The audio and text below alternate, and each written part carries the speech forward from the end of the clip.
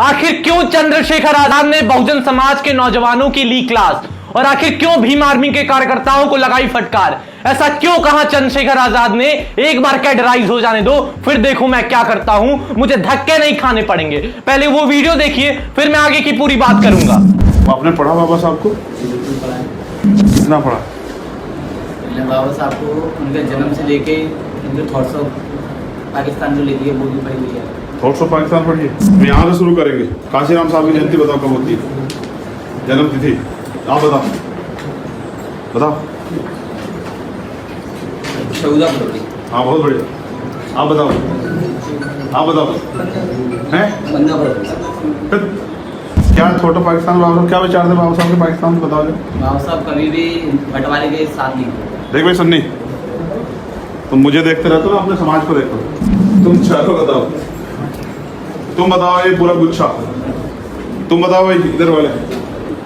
15 फरवरी बहुत अच्छा। प्राइज लाओ, नोबेल प्राइज इनको दो। हाँ 15 मार्च 1934 सही बता रहे हैं? हाँ 1934 ही। देखा इस वीडियो को, चंद्रशेखर आजाद बात कर रहे हैं भीम आर्मी के कार्यकर्ताओं से, आजाद समाज पार्टी के पदाधिकारियों से, और सवाल पूछ रहे हैं। अगर आपने वीडियो को ध्यान से सुना होगा, देखा होगा, तो आप समझ गए होंगे सवाल को, लेकिन मैं फिर भी बता देता हूं। पहला सवाल था कि काशीराम की जयंती कब मनाई जाती है, काशीराम का जन्मदिवस कब है, ये सवाल था। दूसरा सवाल कि बाबा साहब की जयंती कब पड़ती है, बाबा साहब के बारे में आप क्या जानते हैं, बाबा साहब की किताबें आपने कौन कौन सी पढ़ी हैं, आर्टिकल 1 क्या कहता है, संविधान के बारे में कितना जानते हैं। तो क्या होता है, वहां पे जो बैठे कार्यकर्ता थे वो बता नहीं पाते हैं, समझ रहे हैं आप, वो कार्यकर्ता बता नहीं पाते हैं, इसलिए चंद्रशेखर आजाद काफी नाराज भी होते हैं, अंदर से दुखी भी होते हैं, लेकिन उनका हौसला अफजाई करना चंद्रशेखर आजाद का काम है। इसीलिए चंद्रशेखर आजाद ने कहा कि एक बार आप लोग कैडराइज हो जाइए, तब देखिए मैं कभी झुकूंगा नहीं, मैं किसी के सामने धक्का नहीं खाना पड़ेगा मुझे, और फिर देखो मैं क्या करता हूं। मतलब पॉलिटिकल पावर में आने की बात हो रही है। जब पूरा समाज कैडराइज हो जाएगा, जब एक एक बंदा, एक एक लोग समाज के जान जाएंगे बाबा साहब के बारे में, काशीराम के बारे में, महापुरुषों के बारे में, उन्हें पता चल जाएगा क्या सही है क्या गलत है, तब वो लोग अपने वोट का इस्तेमाल सही जगह करेंगे, तब हमारा पॉलिटिकल पावर बनेगा, हम पॉलिटिकल पावर में आएंगे। इतिहास गवाह है कि मैदान में योद्धा उतरते तब जीतते, और जिनसे लड़ रहे हैं संघ और आदर्श से, उनके बच्चे शाखाओं में जाते हैं, 5 बजे शाखा लगाते हैं। और ये मेरे समाज के दरअसल इनके भरोसे में लड़ रहा हूँ। मैं जब कहीं जाता हूँ तो इनसे पूछ लेता हूँ, बताओ देखो आर्टिकल 1 में क्या बताएंगे, हम यहाँ से। और रही बात कार्यकर्ताओं को फटकार लगाने की, तो चंद्रशेखर आजाद ने बिल्कुल सही किया, क्योंकि मान लीजिए अभी तो चंद्रशेखर आजाद ने आपसे सवाल किया है, मानो आने वाले दिनों में कोई दूसरे समाज का व्यक्ति या कोई भी आपसे ऐसा सवाल कर देता है, बाबा साहब के बारे में पूछ लेता है, तो आप क्या कहेंगे? आप तो नहीं बता पाएंगे। तो इससे आपकी बेइज्जती नहीं होगी, पूरे बहुजन समाज की बेइज्जती होगी, और पूरे अंबेडकरवादी कौम की बेइज्जती होगी। इसीलिए मैंने पिछले कुछ वीडियो में कहा था कि आपको बाबा साहब के बारे में जानना है तो एक बाबा साहब की किताब है, बायोग्राफी है, वो धनंजय कीर की है, मैंने दिखाई भी थी उस बुक को। ये किताब बाबा साहब के बारे में है, जीवन चरित्र है, बायोग्राफी है, वेरीफाइड बायोग्राफी है। इसमें बाबा साहब के बचपन से लेकर, जवानी से लेकर देहावसान तक की इसमें पूरी कहानी है। आप इस किताब को पढ़िए। डॉक्टर बाबा साहब अंबेडकर जीवन चरित्र धनंजय कीर ने इस किताब को लिखी है।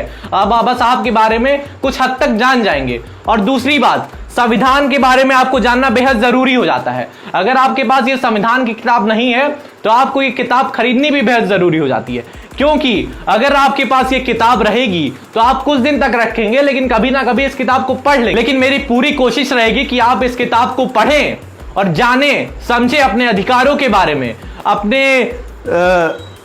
अपने मूल कर्तव्यों के बारे में, अपने मौलिक अधिकारों के बारे में। खास तौर पर जो इस किताब में मतलब संविधान का जो मौलिक कर्तव्य है और मौलिक अधिकार है, ये जानना आपको बेहद जरूरी हो जाता है। मैं तो कहूंगा इसे मुंह जुबानी आप लोग रट लीजिए, क्योंकि जब तक आपको आपके अधिकार नहीं पता रहेंगे तब तक आप अपने अधिकारों के लिए लड़ नहीं पाएंगे। जय भीम के नारे लगाते हैं, घर में जाकर सो जाते हैं और सोचते हैं बस मूवमेंट खड़ी होगी, अब हमारा राज है। आज मेरे पास उनके मुकाबले की फोर्स है, लेकिन वो कैडराइज नहीं है। इस दिन वो कैडराइज हो जाएगी ना, फिर पता है क्या करूंगा मैं, फिर मैं धक्के नहीं खाते फिरूंगा। और एक बात और मैं कहना चाहूंगा, आप जो नीला गमछा अपने गले में लपेट कर चलते हैं, तो किस बात का नीला गमछा लपेट कर चलते हैं?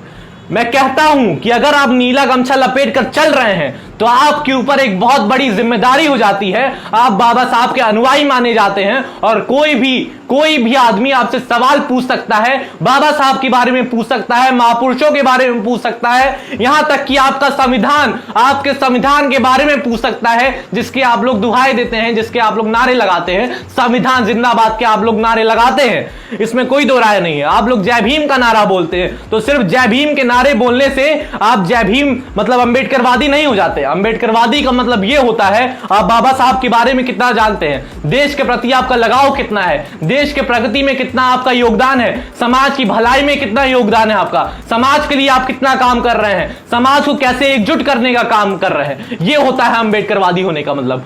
बौद्धमय भारत बनाने की दिशा में आप लोग कितना कदम उठा रहे हैं, यह होता है अंबेडकरवादी होने का मतलब। इसीलिए सिर्फ गमछा लपेटना और जय भीम बोलने से कोई अंबेडकरवादी नहीं होता। इसीलिए मैं कहता हूं आपको यह किताब पढ़ना पड़ेगा। मैं क्या कहता हूं, सारे लोग ये कहते हैं, जो भी समाज के एक बड़े ओहदे पर है, अच्छे खासे नेता हैं और पत्रकार हैं, जो अपने समाज के काफी, जैसे सुमित चौहान है, ये भी अच्छी पत्रकारिता करते हैं, ये भी यही सलाह देते हैं कि आप लोग पढ़िए, अपनी एक इकोनॉमी खड़ा करिए, तब आपका समाज मतलब बहुजन समाज एक स्टेबलिस्ट हो पाएगा और समाज में अपनी एक पहचान दे पाएगा। लोग आपसे तब कंपेयर करना शुरू करेंगे कि यार हमको तो बहुजन समाज के उस लड़के की तरह बनना है, हमको तो बहुजन समाज की उस लड़की की तरह बनना है, उस समाज का वो बच्चा तो बहुत ताकतवर है, बहुत पढ़ने में तेज है।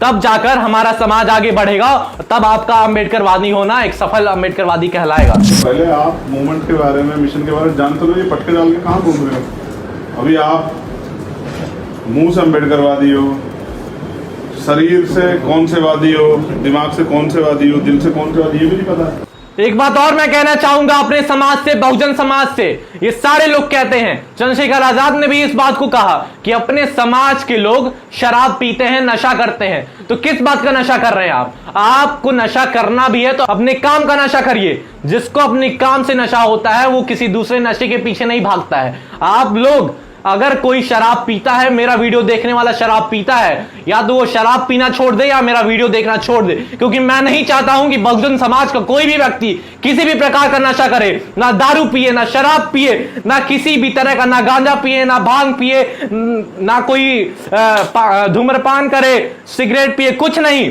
मैं बिल्कुल नहीं चाहता हूं कि अपने समाज का कोई भी व्यक्ति ऐसी नशीली चीजों का सेवन करे। अगर वो ऐसा करता है तो आज से आप मेरा वीडियो देखना छोड़ सकते हैं। देखो कितने अच्छे हैं, यहाँ के जाने के बाद इनमें से सब तो नहीं, लेकिन 10% लोग ऐसे होंगे जो जाके शराब पियेंगे और शराब पी घर में जाकर पड़ेंगे, और ये समाज बताओ कैसे बदल जाएगा। और हाँ, वीडियो को समाप्त करते करते मैं कहना चाहूंगा, जिस भी व्यक्ति को ये किताब पढ़नी है, संविधान की किताब हो चाहे बाबा साहब की जीवनी हो, वो उस बुक को खरीद भी सकता है हमसे संपर्क करके। और रही बात इस वीडियो की, जो चंद्रशेखर आजाद जी की वीडियो थी, उसका क्रेडिट मैं देना चाहूंगा अंजुल भैया को, जो तथागत लाइव नाम से एक चैनल चलाते हैं और अच्छी खासी ब्लॉगिंग भी करते हैं, अच्छे खासे व्यूज भी आते हैं उनके चैनल पे। आप लोग उस चैनल को भी सब्सक्राइब कर सकते हैं। मैं अर्नब, बहुत बहुत शुक्रिया। अगर आप इस वीडियो को YouTube पर देख रहे हैं तो हमारे चैनल को सब्सक्राइब करना ना भूलिए। अगर आप इस वीडियो को Facebook पर देख रहे हैं तो हमारे पेज को लाइक करना ना भूलिए। जय भीम, जय भारत, बहुत बहुत शुक्रिया। अभी बैठे क्यों हैं यहाँ सर, ये भी सुनो, इनको मेरे साथ सिर्फ फोटो करवाना है। देखो इनका सपना क्या है, फोटो करवाएंगे, सोशल मीडिया पर डालेंगे, इनको 2-4 वो मिल जाएंगे, लाइक कमेंट, ये खुश हो जाएंगे। इतना इनका सपना है। जैसे हर व्यक्ति का होता है ना कि मुझे 10वीं करनी है, 12वीं करनी है, मुझे ग्रेजुएशन करनी है, पोस्ट ग्रेजुएशन, कोई LLB करना चाहता है, कोई जो है PhD करना चाहता है। इनके सपने हैं फोटो खिंचवाना। बस इस फोटो के लिए मेरी गाड़ी के पीछे भागते हैं। मतलब ये गिर जाए मोटरसाइकिल से, मैं डरता रहता हूँ किसी को चोट ना लग जाए। इन्हें फर्क नहीं पड़ता, बस इन्हें फोटो कराना। और